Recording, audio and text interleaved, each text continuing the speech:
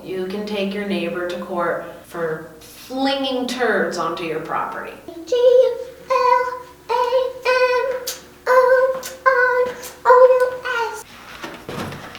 Hey flippers, we got a green screen. I'm here coming at you with a new video. I'm going to take some of the most ridiculous questions from the legal advice subreddit that are related to landlord-tenant law and explain them to you. We'll have a couple laughs along the way, but I'm also going to give you knowledge. I want to be clear that I am not a lawyer. This is not legal advice. I just happen to have an overwhelming amount of landlord-tenant law knowledge in my brain because of my job here at the wonderful website Flip, which you can find at this URL. Let's begin. This first episode of the Best of Reddit's Legal Advice Landlord-Tenant Law questions is going to focus on neighbors. Our first post about an argument between neighbors: can I sue my beekeeper neighbor? I'm just gonna from the beginning say probably not, but let's see where this is going. Every day, I see my neighbor's bees flying around my garden, stealing the pollen or nectar from my flowers. Then the bees go back to my neighbor and creates honey. My neighbor then harvests the honey and sells it at the farmer's market for profit. I have never received so much as a jar of honey as compensation, and every day my neighbor's bees trespass and steal my flowers. The way I see it, this is equivalent to a person's dog coming into my yard to steal balls, then gives it back to his owner, who then sells it for profit. Why do you keep saying sells it for profit? When you sell something, it's for profit. That's capitalism. That's the free market. Do I have legal ground to sue? No. What would be a fair settlement if my neighbor doesn't want to take this to court? Thanks for the help. Thank you for the help, Mr. Deleted Account, because this is hilarious and bad. I think the first issue is, can an insect commit a crime? Even though I am mostly educated in the landlord-tenant law realm, I can confidently say, no, you cannot convict a bee or any other insect of a crime. Bees can't go to jail. Or not the way we understand jail. I guess a box with screens would be a jail for a bee. Oh my god. C. Legusta says, the pollen has been so sufficiently changed in its form that it's now owned by the beekeeper. Duty word v. Spence, 1908. Duty word. I'm not an expert, but the duty word I think is poop. Anytime I get to quote a 100-year-old case about an embalmed two-headed foetus, it's been a good day. I know that's pronounced fetus, but I don't think that's how it should be spelled. Sorry, but what the fuck? If getting to cite case law about a two-headed fetus is what makes your day a good one, I'm sorry. You don't have a good life. But back to the duty word. Duty word is an unfortunate man's last name. This guy kept a fetus with two heads preserved in a jar for 40 years and then sold it, as one does with a two-headed fetus in a jar. Police took the double-headed fetus, and then someone sued the doctor to get the two-headed fetus back. Everyone wanted to get their hands on this two-headed fetus in a jar full of alcohol. Courts had previously ruled that no part of a human body can be considered property. This case led to a legal exception stating that if someone has put work or skill into a human body, it can be considered property. It also applies to a mummy being displayed in a museum. Because the museum has spent years preserving and taking care of the mummy, they now own it. Does the Kardashians' plastic surgeon potentially have the ability to legally claim ownership of, God forbid, if one of those sweet angels had to die, a Kardashian corpse? Could the plastic surgeon say, those bodies are mine, I will put work and skill into them according to the duty word case? Si le gusta, I'm sorry to ruin your good day. However, this law is not relevant at all. I don't even understand how this person's mind saw the question, can I sue my neighbor? His bees are stealing my pollen, and thought, oh yeah, well, you can't own a human body, was a relevant comment. Back to landlord-tenant law. Could this be considered neighbor harassment? Thankfully, on Flip, you can find the answer to this question because we have hella knowledge available for free to you, including this page specifically devoted to defining neighbor harassment. Is bees stealing pollen neighbor harassment? In order for something to be considered harassment in a legal sense, it must be intentional. Is the neighbor training his bees specifically to flock to your flowers and harvest the pollen? No, I don't think so. Can you do that? Bees stealing your pollen is not covered by law because it's not on purpose. They're bees. If you're actually being harassed, instead of creating drama about insects, the web page on Flip that I mentioned earlier has a lot of information about how you can take care of it. If you have neighbor beef, we have links on this page to law school programs that will give you free mediation. There's probably one in your state.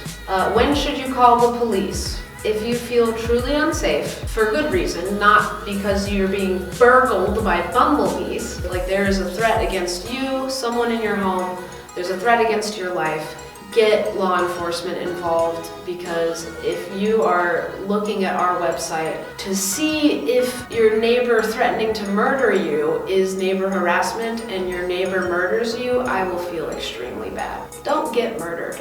Our next neighbor issue. Bored middle-aged neighbor has been giving me a hard time because I dress like a hussy.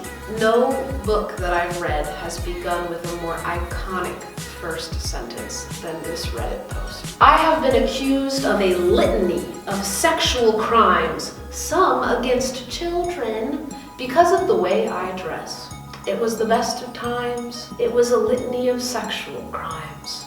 About a month ago, I moved in with my sister and her boyfriend into a neighborhood that's mostly families. My first introduction to this woman, let's call her Karen, was my first week here. I went to check the mail and I wasn't wearing a bra. I had on a baggy t-shirt and basketball shorts though. She waved at me and I waved back. She came at me. I thought to make a proper introduction or whatever, but she started lecturing me about not having on a bra. It was creepy and weird. I am not at all well endowed. I go without frequently, and so far no one seems to pick up on it, but not Karen. Karen urged me to think of her children and Jesus, who was always watching. It was so goddamn weird. I felt like laughing in her face, but I didn't want there to be issues, so I said I'd be more diligent in the future, and Karen went about her business. Think of her children and Jesus. Is she equating the two? Is she the Mother Mary?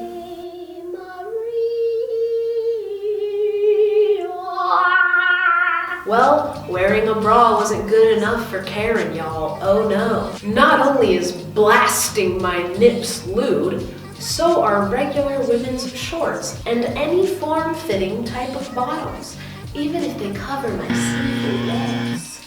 While my breasts are small and humble, I am aesthetic from the waist down. I've never said blasting my nips. I've never called boobs humble. I don't know what aesthetic means in this sense. That paragraph made me start to think that this post was written by a sad man who frequents Renaissance fairs in his free time and is just pretending to be a woman on Reddit for some inexplicable, probably sex-related reason. The second time Karen confronted me, her brood was playing in the street and any semblance of pleasantness was gone. She threatened to call the police on me for indecent exposure in front of her children, insinuated I got off on arousing her tween boys, called me a hussy, a Jezebel, and that I needed Jesus because I was wearing jean shorts. We live in a nice area, lots of woods, by lakes and parks. I like to go out for walks, but it seems every time I step foot out of my door, there's fucking Karen making snide remarks. It's getting annoying. This is in Florida, by the way. This is happening in Florida? Color me surprised. The weirdest state in the country.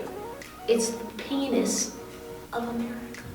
This final paragraph, I think, really seals the deal on my theory that this post was written by a man masquerading as a woman. Let's pop up a counter here for all the phrases that are used in this paragraph that no young woman uses.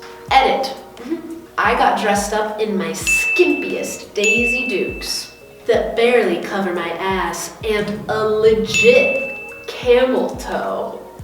Bro. That is a legit camel toe. A half shirt with no bra on, my abs exposed to check the mail. I must have been quite a sight to Karen, who immediately stormed over. She started laying into me. I just stood there letting her bump her gums for a minute and then said, "You can stop the games, Karen. I see the way you look at me. I know you want me."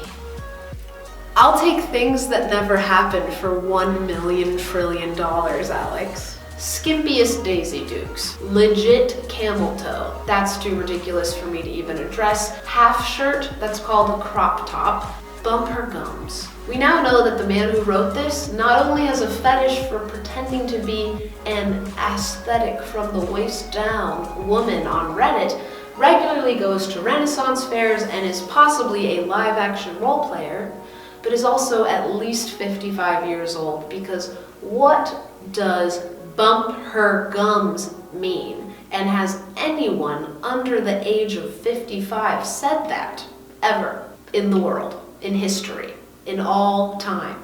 Allow me to stop making fun of this man and get to the legal meat of the question. Is this harassment? I'd say yeah, it's intentional. It's disrupting this young woman's life.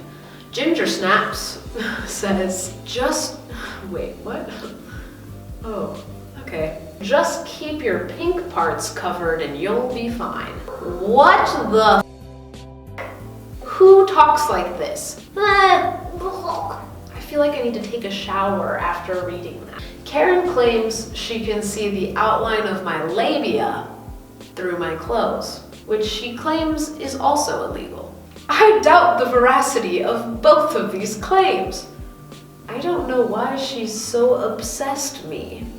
Maybe there are some actual helpful comments. Okay, this dude actually got it right.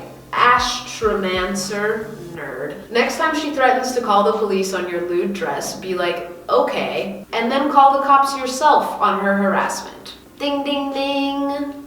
If Karen calls the cops and says that this young woman's clothes are harassing her, they will laugh at her. But it would be a good idea for this young woman to file a complaint with the non-emergency police number. Just in case Karen ever does call the cops on her, then the cops will have a record already on file of Karen being unhinged.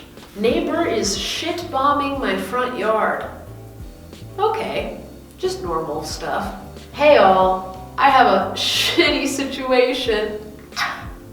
Shitty situation. A new neighbor bought a house across the street about 6 months ago. A few weeks back, I was working in the garage when I saw him take his dog directly across the street into my front yard. He let it pee in my front yard and then walked straight home. Goddamned weird.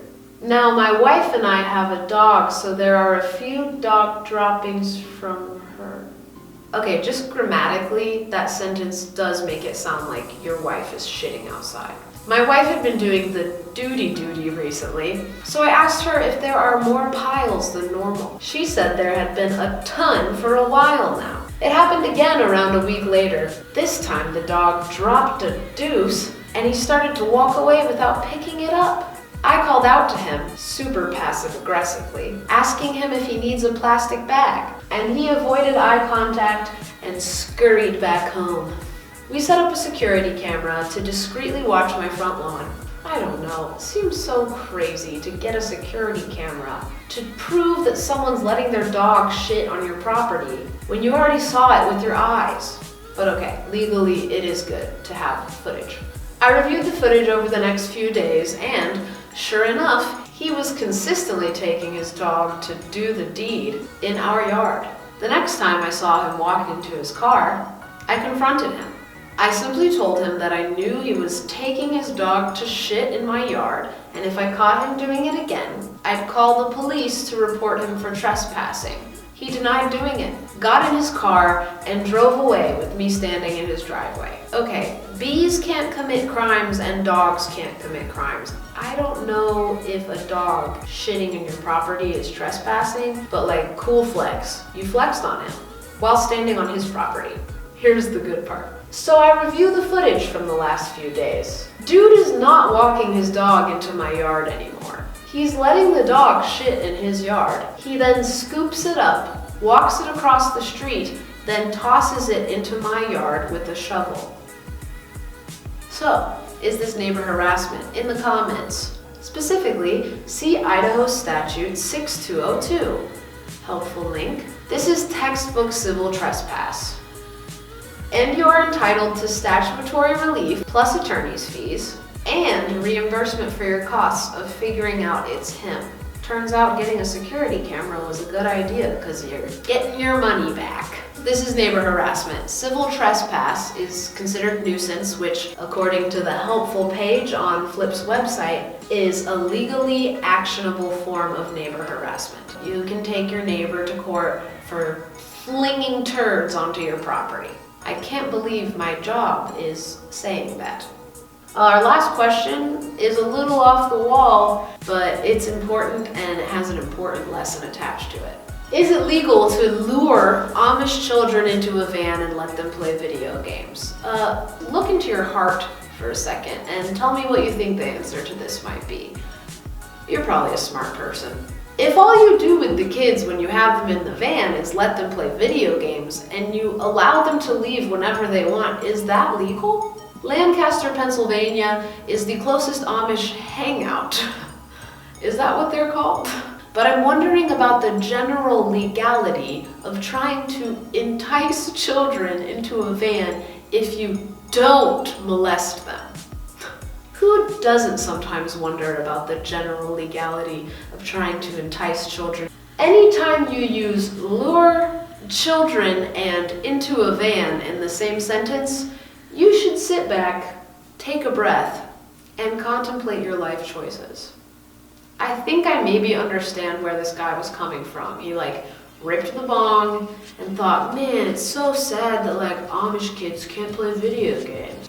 Also, I don't think the Amish kids would get in your car. Maybe 1 in 100 Amish children would get in a stranger's vehicle.